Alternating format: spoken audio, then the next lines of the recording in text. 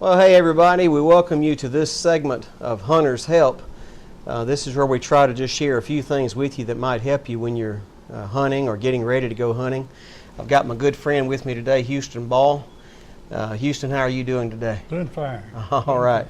Houston and I get together every year. This is kind of like a tradition for us. We get together on this back porch, and he's got some long range distance here where we can do some shooting. And he helps me to get sighted in every year, and it always helps me to have a lot of confidence. And we might just talk about that, Houston. Confidence is really crucial when you go hunting, isn't it? Oh yeah, you got to be confident. And the rifle's got to be right too. You got to have confidence in anything to be any good with it, really. If it's not on, you're gonna miss your targets. Mm-hmm. Yeah, and you just got to feel good about it. When you get good groups and everything, you know then that you'll hit what you're shooting at most of the time.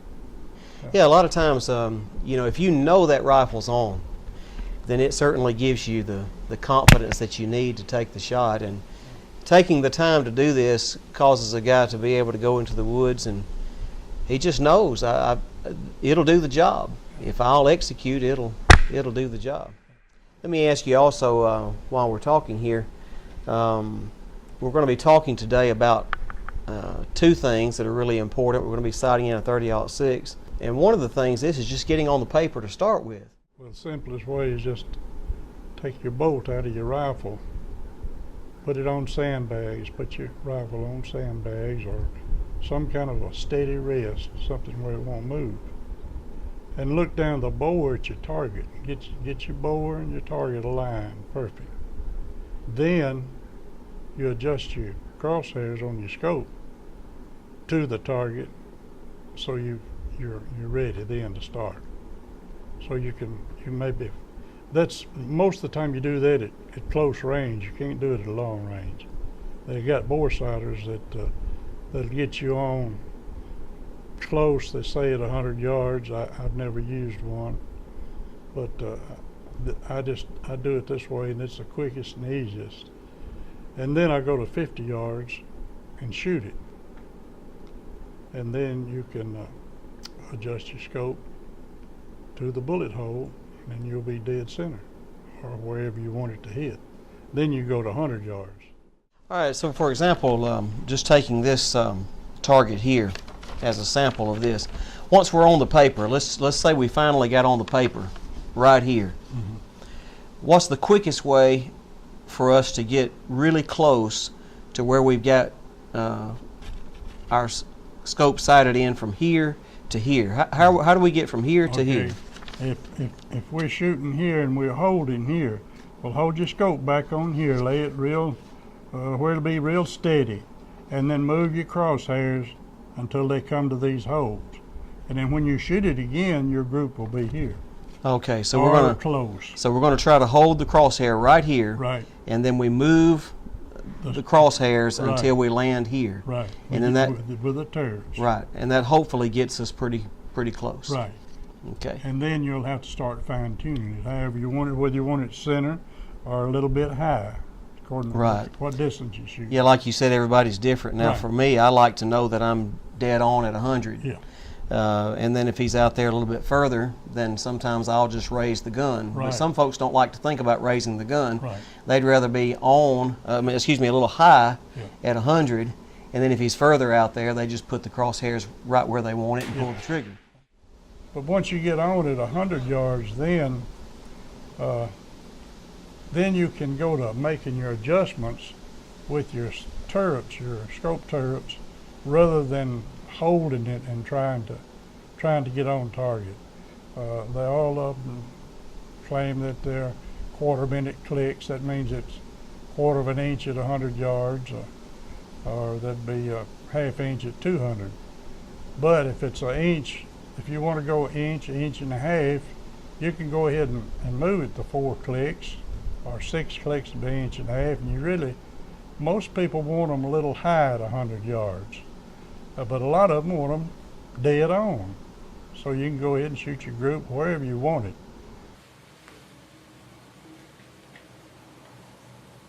Fire in the hole.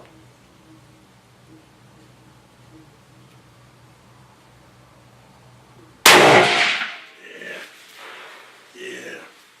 That's pretty good. That thing ain't off. I mean, that's me. Yeah. Oh, yeah. All right. Woo! Live action. Feels good, don't it?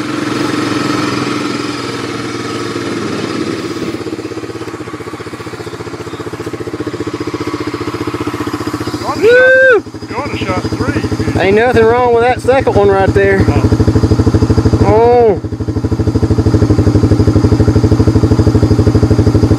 That's probably just me flinching a little bit. Yeah. Now, when you start shooting, how many shots do you recommend in a grouping before you? Well, big bore rifles, you want to shoot at least 3 times. That'll kind of give you an idea of how it's shooting. Maybe a 22 or a smaller caliber centerfire, you might want to shoot 5 times. But a big bore, the barrel will heat up and they'll start walking with you. So you don't need to shoot over 3 times and let it cool off. Right. In between groups. Now, what about somebody who says, well, you know, at the end of the season last year, my gun was on, it's all ready to go, so I'm okay. I don't have much time anyway to get out to the range, so. It would probably be all right, but I'd rather check it because a lot of things can happen. A lot of things can happen to them.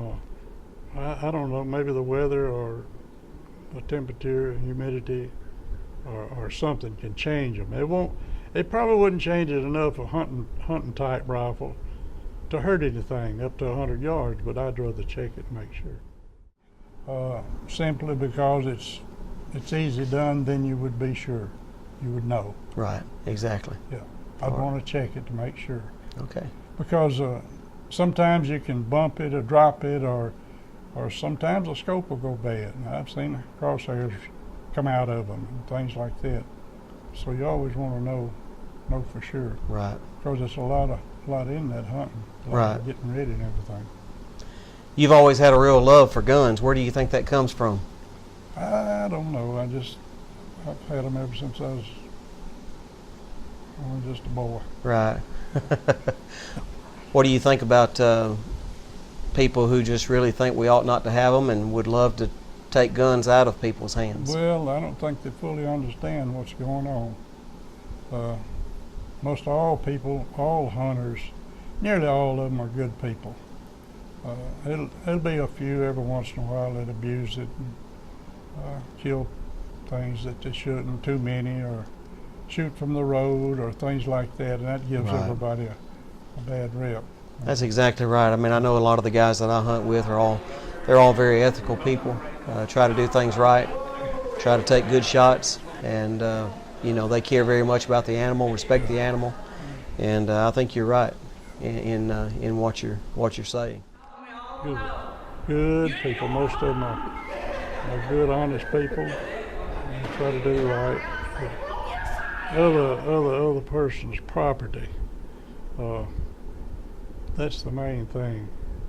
Not leaving trash around and tearing the fences down or things like that. And you'll be welcome probably to come back.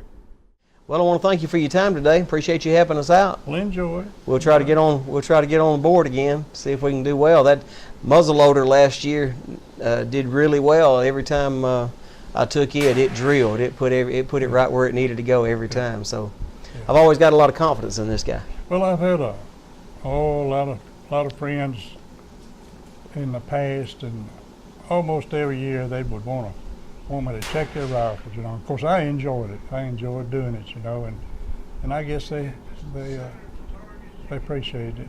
They'd always come back. That's right. They always come back. That's right. But I did enjoy. I enjoy helping people. Yeah. With their rifles. Well, I appreciate you helping me, and we appreciate you listening in today. We hope this will help you some when it comes time to sight in your rifle.